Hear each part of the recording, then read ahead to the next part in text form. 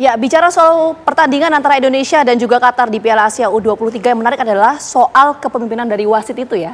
Yang menjadi kontroversi. Nah, langsung saja kami menuju ke rekan kami kembali, ada Windy Wellingtonia. Silakan Windy.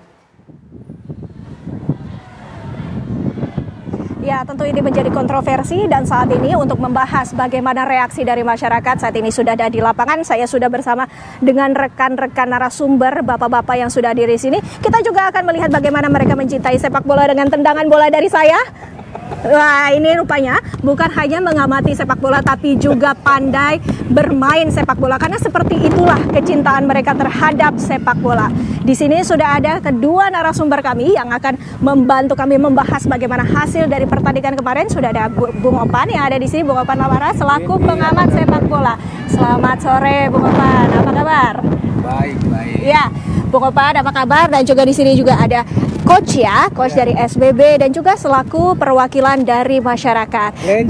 Legend juga. Siapa gak kenal Coach Dodi, saya tapi. Terima kasih sudah ada di sini. Sore. Nah, kita akan membahas lebih lanjut. Ini melihat hasil kemarin, memang 2 gol tanpa balas ini bisa dikatakan bukanlah sia-sia karena permainan dari Indonesia performanya juga cukup luar biasa.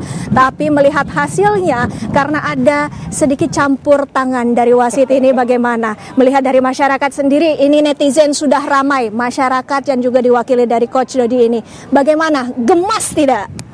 Ya, sebagai pemerhati sepak bola dan mencintai sepak bola Indonesia sangat gemas karena permainan Indonesia sendiri sebenarnya baik dan jantung permainannya ada di Ivar Jenner, sementara dia di kartu merah, sehingga berubahlah apa yang sudah direncanakan oleh tim pelatih, staf pelatih tim nasional, sehingga ya kita bisa lihat mereka sedikit menurun, tetapi dengan 10 dan bahkan 9 pemain Indonesia masih terus menyerang. Tetapi ya itulah sepak bola, kita berharap supaya bisa menang, tetapi dengan kinerja wasit yang bisa dikatakan sangat diskriminatif terhadap timnas Indonesia sehingga kita bisa kalah, tetapi secara permainan nggak kalah.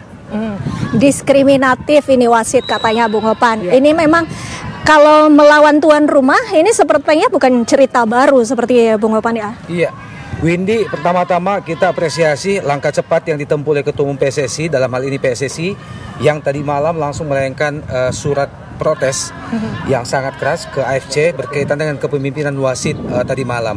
Yang kedua, seperti yang Windy sampaikan tadi, sebetulnya kalau kita melihat statistik pertandingan setelah laga berlangsung, seperti yang Windy sampaikan tadi, Indonesia sedikit lebih mendominasi ya, penguasaan bola, kemudian peluang melalui tendangan corner, kemudian passing juga, dan akurasinya kita lebih mendominasi dari mereka. Sayang sekali seperti yang kita lihat tadi malam, memang pertandingan yang mulai berlangsung menarik di ujung babak pertama, kemudian dilanjutkan di babak kedua, terganggu oleh kepemimpinan wasit yang memang secara kasat mata sangat berat sebelah ya, berat ke tuan rumah.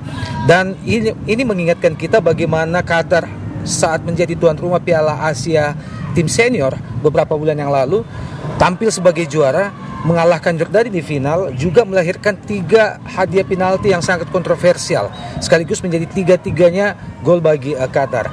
Nah, mudah-mudahan ke depan kepemimpinan ini, kemudian surat protes keras yang dilayangkan oleh PSSI tadi malam bisa membuat AFC untuk mengevaluasi wasit ini.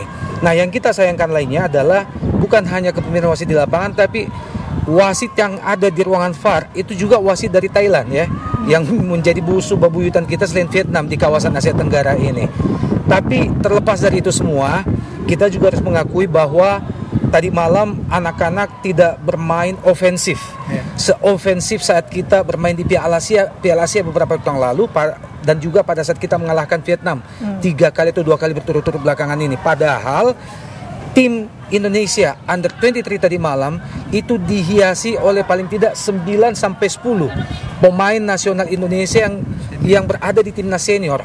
Artinya mereka harusnya bisa bermain lebih terbuka, lebih ofensif, lebih berani, dan mencoba untuk bermain lepas, karena beban tuan rumah sebagai tuan rumah di laga pembuka itu harusnya lebih berat dari sisi mental bertanding biasanya coach ya.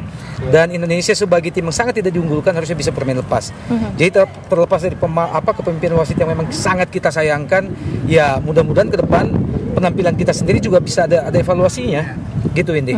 Tapi sesungguhnya coach, kalau coach melihat nih coach Dodi, pelanggaran itu kan VAR Jenner juga tidak dilakukan pengecekan kembali dari VAR, dan sebelumnya juga ada pelanggaran hingga kotak penalti malah juga justru membuahkan gol. Apakah ini juga berpengaruh kepada mentalitas para pemain? Itu udah pasti, karena apa yang mereka lakukan dari wasit tidak membantu yang sebenarnya. Waktu kita ada pelanggaran Rizky Ridho, dia berulang kali diperintah sama wasit di ruangan, tapi apabila pemain kita dilanggar seperti Witan, Marcelino, itu dia nggak peduli. Pasti ada panggilan dari ruangan, tapi keputusan kan ada di wasit. Makanya kalau lihat dari kerjanya wasit, ya pasti dia bela tuan rumah lah. Jadi ini ada kontribusi begitu, tidak ada keadilan antara dari pihak Qatar, minimal untuk pengecekan saja yang dibuktikan kepada masyarakat ataupun publik yang menonton bahwa memang terjadi kesalahan. Tapi yang beredar dalam slow motion dari VAR Jenner ternyata pelanggarannya tidak terlalu membahayakan pemain Qatar. Bahkan tidak ada pelanggaran sama sekali, karena yang mencoba untuk menerjang bola menghalau laju dari Ivan Jenner itu adalah pemain dari Qatar. Kemudian Ivan Jenner malah menghindar dengan melompat dan tidak menyentuh kaki sama sekali. Ada dua pelanggaran yang dilakukan seperti yang disinggung oleh Coach Dodi tadi. Sebenarnya selain kartu merah 2 itu dan juga penalti itu, ada dua pelanggaran yang kita alami. Pertama dari sisi serangan kanan Witan Sulaiman, itu sangat keras. Tapi tidak ada keuntungan bagi kita sama sekali, dan yang paling kita sayangkan adalah bagaimana Marcelino Ferdinand melakukan solo run, mencoba melauti 2 hingga 3 pemain dan menjelang masuk ke kotak penalti Qatar, itu tiba-tiba dilanggar dengan sangat keras dan dari belakang. Tapi lagi-lagi tidak ada hukuman bagi Qatar, hanya menghasilkan lemparan ke dalam, dianggap biasa saja. Ini yang kita sayangkan. Dan saya juga melihat bagaimana komando ya, bagaimana instruksi dari ruang VAR kepada wasit di lapangan juga itu sangat signifikan tadi malam. Ya mudah-mudahan ada perbaikan ke depan, karena lumrah ada keberpihakan kepada tuan rumah, itu biasa. Tapi tidak secara kasat mata, tidak sekasar tadi malam ya. Harusnya laga tadi malam sangat menarik Windy ya, Coach Dodi. Sayang dirusak oleh wasit menurut saya. Bahkan jika bisa dikatakan menyulut emosi, ini tidak hanya penonton saja yang disulut, bahkan pemain saja yang disulut. Pelatih Shin Tae-yong juga ikut marah-marah. Ini gimana tanggapannya Coach? Ya pasti sebagai pelatih dia ingin membela para pemainnya yang dilakukan tidak adil oleh wasit, tetapi ya keputusan wasit kita tahu bahwa itu mutlak, tetapi sebagai manusia pastilah dia ingin membantu anak didiknya, anak buahnya supaya bisa diperlakukan adil. Sebab itu sebagai seorang pelatih dia pasti melakukan hal-hal atau tindakan-tindakan yang menurut wasit dia pantas dapat kartu kuning, tetapi itu bentuk rasa sayangnya dia kepada para pemain yang dilakukan sama wasit yang tidak adil. Baik, hasil bersifat final tidak bisa diubah, tapi ke depan perjuangan dari Indonesia ini belum selesai. Bung Opan, ini bagaimana melangkah ke depan, apa saja yang harus dievaluasi? Ya, tanggal 18 kita akan menghadapi tim kuat lainnya Australia, yang dalam pertandingan pertama sebelum kita main tadi malam mereka ditahan imbang oleh Yordania. Kemudian menurut saya sih dengan materi pemain yang kita berangkatkan ke Qatar yang didominasi oleh pemain-pemain senior, sebenarnya kita harusnya bisa berbuat lebih banyak. Jadi tidak muluk-muluk sebetulnya target yang dibebankan oleh PSSI, minimal lolos ke 8 besar. Artinya minimal kita berada di peringkat kedua di grup A ini. Nah, jalan satu-satunya adalah kita harus bisa memenangkan 2 laga terakhir untuk bisa memastikan 1 tiket dari grup A ke 8 besar. Baik, terima kasih Bung Opan, Coach Dodi. Ini menarik sekali. Memang kalau sudah mencintai sepak bola itu sudah mendarah daging. Ini rasanya kita tidak terima jika para pejuang kita yang ada di lapangan hijau ini dicurangi. Tapi jangan kecil hati, karena perjuangan Indonesia masih akan panjang dan juga kita akan terus support Indonesia. Kita kembalikan ke studio.